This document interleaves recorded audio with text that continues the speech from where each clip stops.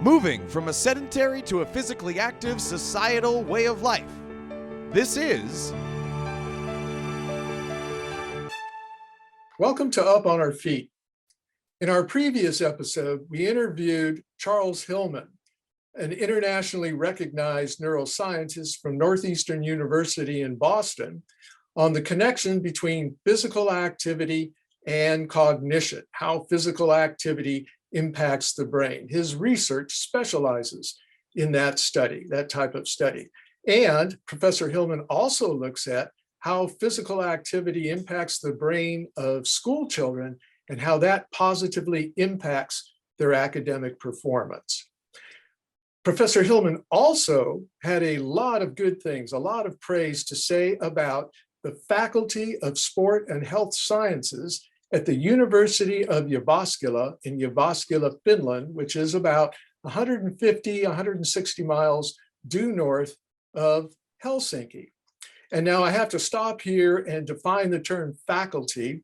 Here in the United States, at a university, faculty means the professors, the researchers. However, in Finland, other European countries, and around the world, faculty actually means a division of the university, such as here in the United States, we would say the School of Medicine or the School of Education, whereas in Finland, throughout Europe, other countries, it's the Faculty of Medicine or the Faculty of Education. So we'll be referring to the Faculty of Sport and Health Sciences at the University of Jyväskylä, all of which Professor Hillman had a lot of praise for. And we're very pleased to have with us a professor from the Faculty of Sport and Health Sciences at the University of Jyväskylä, and he is Timo Jaakkola. Professor Jaakkola, nice to have you with us. It's my pleasure to be here. All right, thank you. So let's start off with a big general perspective here. Traditionally, the Finnish culture, the Finnish people place a high value on physical activity in daily life. Where does this come from? How did that happen? Do you have any idea? I think it's our history. We have had forests and lakes and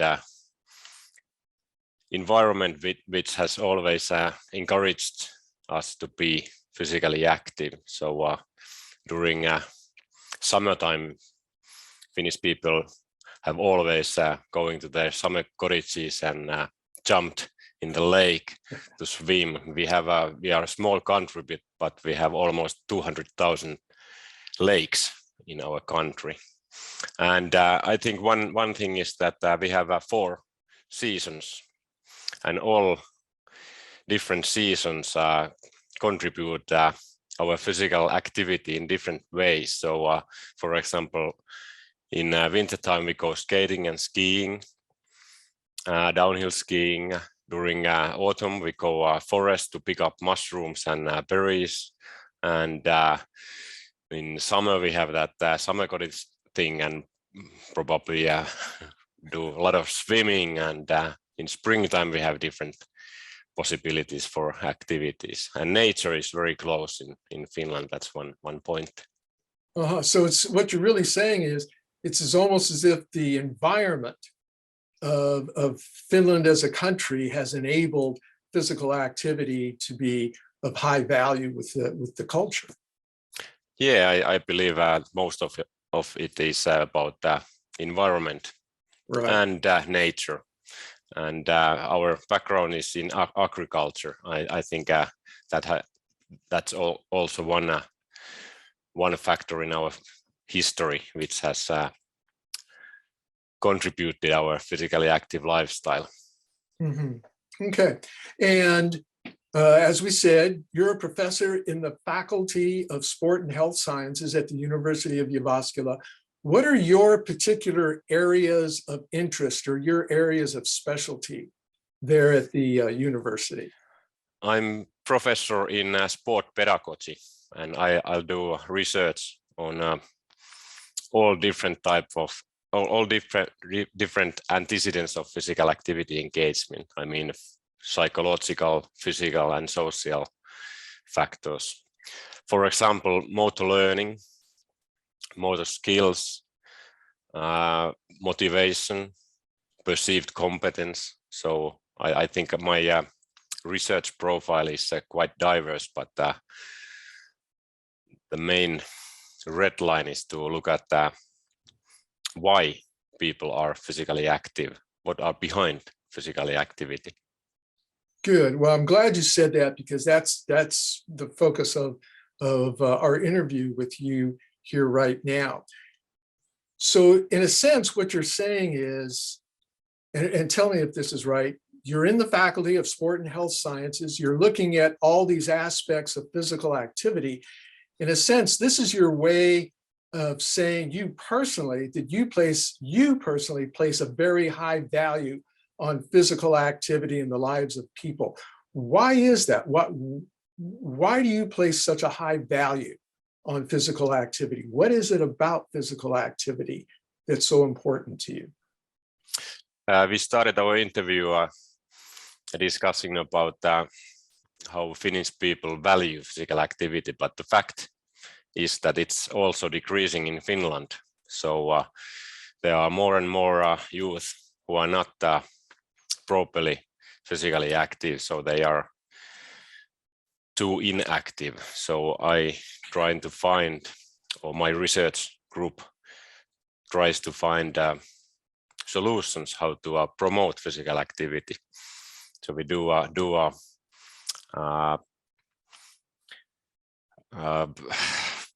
all different type of studies, and we try to also do intervention studies to try to develop methods to contribute physical activity, for example, during school day. And if we find some effective method, we are also preparing practical material for teachers and deliver it, for example, teachers in Jyväskylä. Okay, so getting back to Professor Charles Hillman for a second, I did not know this when I first contacted you, and I'm kind of embarrassed because I said, do you know who Professor Charles Hillman is? And I later found out that at least as far back as 2015, you've co-authored studies with Professor Hillman and other people. And in particular, I have one study here, as I said, from 2015, that looked at the association of fundamental movement skills, physical activity, and the academic performance of junior high school students. And the concluding line in the abstract is, the findings of this study suggest that mastery of fundamental movement skills may contribute to better student achievement during junior high school. And this included marks regarding the Finnish language, math, and history. And then just recently, in 2021, just this past July, you were the lead author, along with, I think, 8 other co-authors, of another study that says the results of this study suggest that cardiorespiratory and muscular fitness, motor competence, and basic math are interrelated. So it seems like, and tell me if this is true or not, it seems like your research includes a lot of emphasis on physical activity, cognition, and how it impacts the academic performance of students in Finland. Yeah? Yeah, that's true.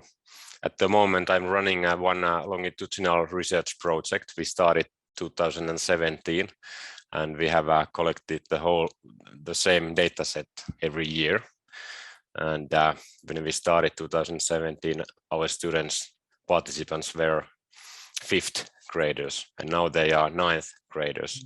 So we have collected motor skills, physical fitness, motivation, physical activity, engagement every year from them, and also a lot of variables related to school success, academic performance, self-reported learning difficulties, and general values towards education and school, just to mention few.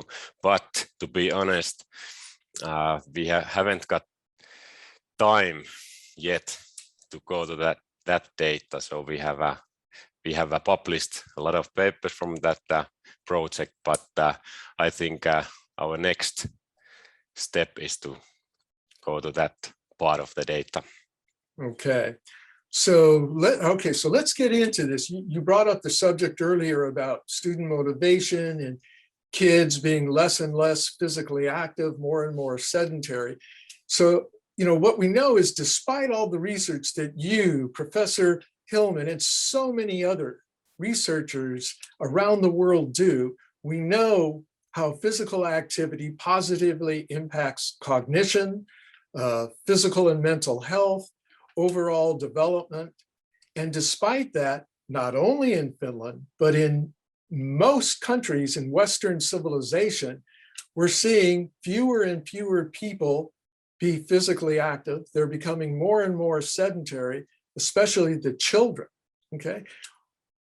We're going to get into some reasons why, but immediately right now, have you ever talked about with your colleagues what the short-term and long-term implications are of this if this trend continues?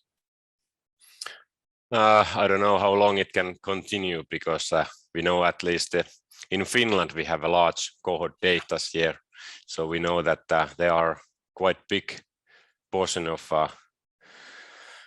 school students who have very bad fitness and motor skills. So I don't know, can it be worse in future anymore? But of course, we need to be very worried about the situation if almost 40% of students belong to the lowest category. And that's very low. That's very low. Fortunately, we have also a lot of kids, a lot of youth who have a good fitness and good motor skills. But unfortunately, we have a very big portion who have very bad skills and fitness. Mm-hmm. And now, has this started to impact the academic achievement of the students in Finland? I believe so, because we have had traditionally we have had a very good results in academic surveys like PISA, OECD's survey. Right, But, and let me interject yeah. here for our viewers. PISA is the Program for International Student Assessment through the Organization of Economic Cooperation and Development out of Paris. And what is it? I think it's every 3 years. Something like that. Right, every 3 years they do an evaluation. 15-year-olds around the world take tests in math, science, and reading. And then those countries are ranked as to how well their students perform. So that's what the PISA and OECD are about. And so you're saying that from these results, you're seeing a negative impact with the rise in sedentary behavior, the negative impact on the academic performance of Finnish students, yes? Yeah, 15, 20 years ago, we were in top 3 in all those subjects, but now we are, I think, between 10 and 20. So we are decreasing every time they conduct PISA survey. Our neighbor country, Estonia, is a small country and quite poor country, but they are doing very well in PISA investigations at the moment, much better than Finland. So I guess that one reason in Finland is that our school children are not physically active. They are too inactive. Mm-hmm. Okay, so let's you had brought this up before, and let's get into this a little bit regarding why the kids, and this is also true here in America. I know it's true in a lot of Latin American countries. It's a global problem. As a matter of fact, I know, with kids, when they're inactive as school children, then they're more likely to be inactive as adults. And here in America, according to the Centers for Disease Control and Prevention, 42.4% of American adults are not just overweight, they are obese. Mm. And I'm sure you know the metabolic diseases related to that and the chronic diseases related to that. This is going to be a huge issue in the years to come here in the United States. But let's go back to, you were talking about how you've done a lot of work on motivation. And what I want to do is throw out an example to you and use that example to talk about what's going on here with that particular situation with students in Finland. And of course, we know with kids around the world. So let's say a Finnish student, a 12-year-old kid, it's a hot day in Finland, and the kid's outside playing for, I don't know, hour and a half. It's a hot day, the kid is sweating and everything. The kid comes back into the house and mom or dad sees that the kid is sweaty, it's hot and everything like that. So the parent gets a glass of water, puts it right in front of the kid, and you know darn well that kid's going to take that glass of water and down it and drink the whole thing. And the reason is the kid is dehydrated. And so it's our genetic programming is such that when we're dehydrated, we want to hydrate, we want water. The kid needs no motivation to do that. The kid just does it. Okay. Mm. And we know that over millions of years of evolution, human beings have been genetically programmed to engage in sustained high levels of physical activity. It is encoded in our DNA. So the question is, if kids will drink that glass of water because they're dehydrated and it's just a natural reaction for them, but kids in Finland and around the world are becoming less and less physically active, more and more sedentary, but we're genetically programmed to be physically active. What's going on here? What is the issue? It seems as if our lifestyles, and I'm going to get to a quote by Professor Hillman in just a second, something's going on where we're literally taking the kids' humanity from them and they're ending up in the situations that you've talked about. What's going on here? I think life is too easy nowadays. Parents are driving their kids to school. That was not the case a couple of decades ago. They always went to school by muscle power, and they just have too much competition in their leisure time. If we compare, for example, my childhood, my adolescence, so they have a lot of screens, as we all know. They have a lot of screens and they are attached to their screens. It's too interesting. So I don't know, the DNA doesn't change very quickly, Right. but something changed related to screens and different passive habits. Right. Okay. So, But the good thing is that if you talked about motivation, so if we measure motivation, for example, from Finnish school kids, it's very high against, for example, physical education classes. It's the highest from all school subjects. So the tools, motivational tools, are there, but we just, as adults, we just need to probably invent better activities and maybe take those kids planning those activities together. Maybe we are too adult oriented when delivering physical activities. yeah. Okay. So let me read this quote to you from Professor Hillman. As a matter of fact, he gave it to us in the interview that we did with him previously. And he said, the human genome was developed in concert with movement and is dependent upon movement. And so From a metabolic perspective, we're at a mismatch between our human genome and how we live our lives. Is that what you're saying here? Yeah, I agree with Hillman's quote. Okay. And then also, I don't know if you've ever heard of him, but his name is Philip Holmes, and he's a neuroscientist at the University of Georgia. And he said that it occurs to us, meaning neuroscientists, that exercise is the more normal or natural condition, and that being sedentary is really the abnormal situation. So in a sense, by the kids being so sedentary outside of physical education, from what you're saying in Finland, it's as if we've created these abnormal situations for the kids where, again, we're taking their humanity from them. And while you're doing great work in the schools, it's Finnish culture, it's American culture, it's culture everywhere.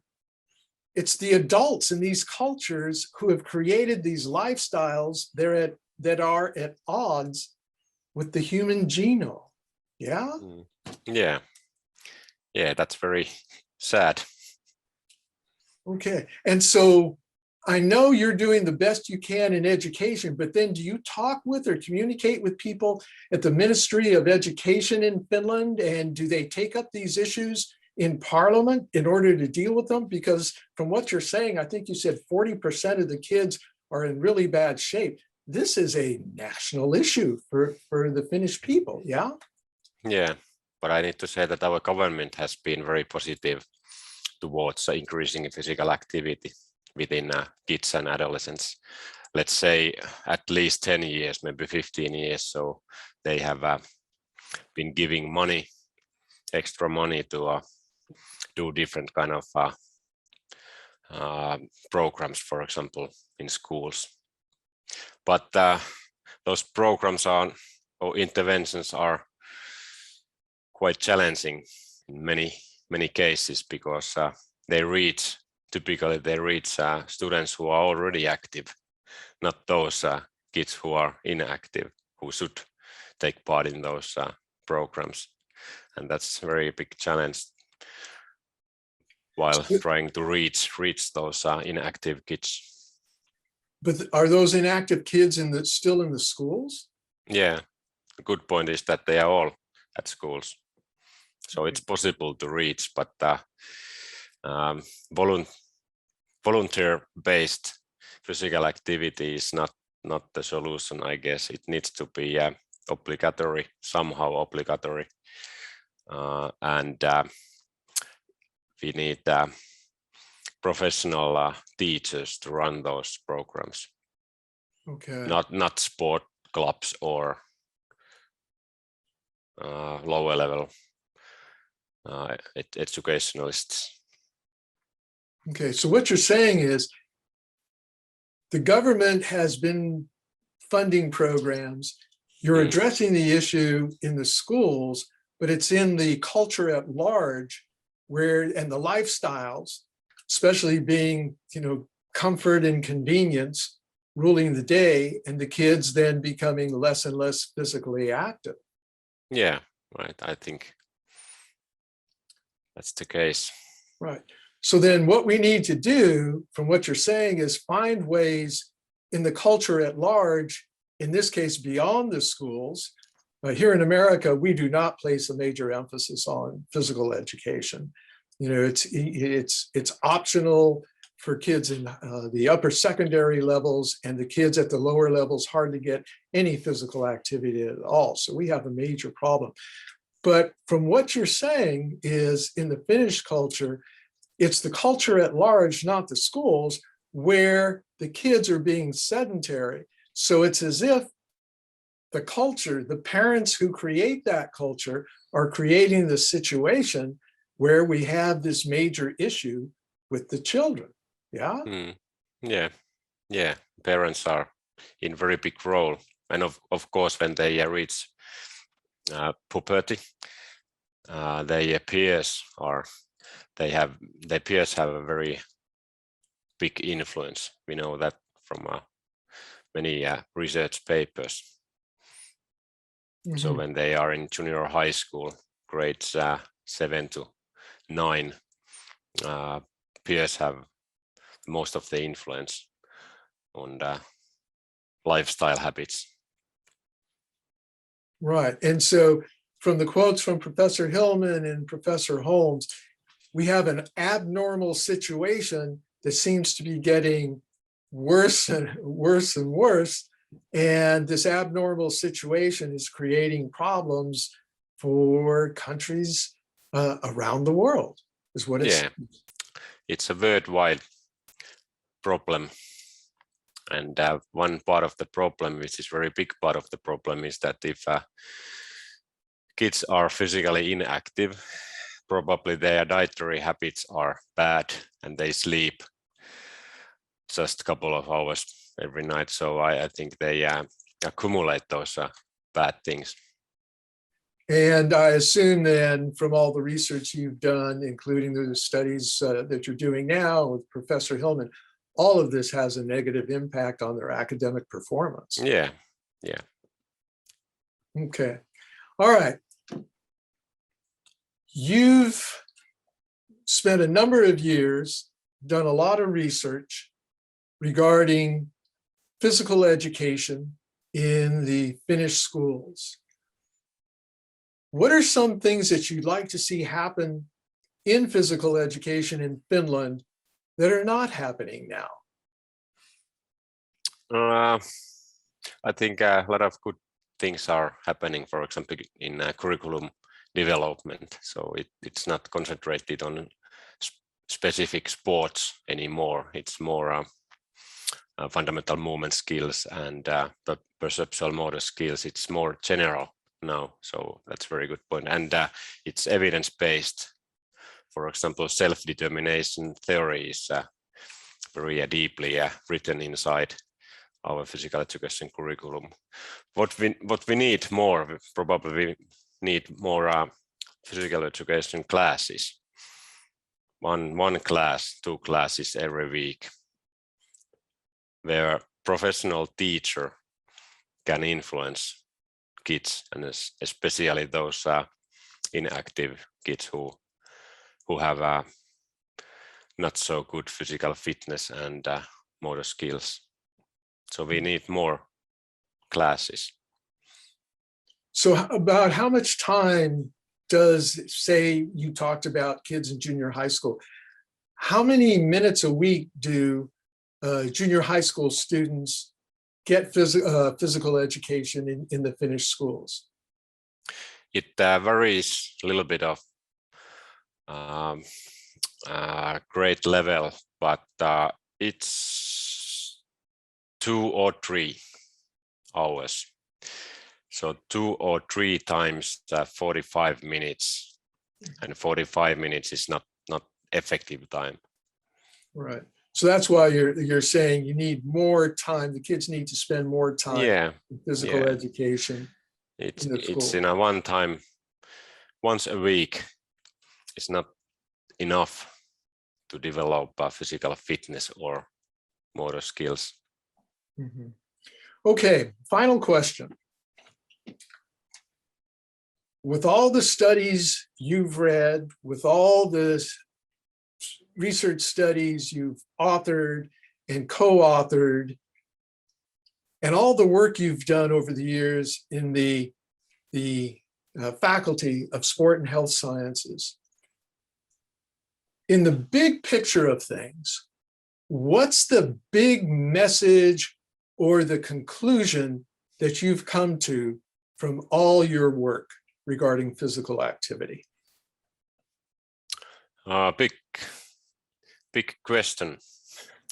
So I think we need to find in future, I say it that way, in future we need to find ways to influence those lowest fitness level, lowest skill level kids. We just need to do that. It's our obligatory task as adult and as adults and academics. So it will cause a lot of health problems to those kids, and a lot of money loss to society. So it will be very big problem. We don't understand it now, how big problem it will be after 10 years, 20 years. So I think the big message can be that we need to really find ways to influence those kids, inactive kids. Okay. Professor Timo Jaakkola of the University of Jyväskylä in Jyväskylä, Finland. Thanks for being with us on Up on Our Feet. It was my pleasure. Thank you.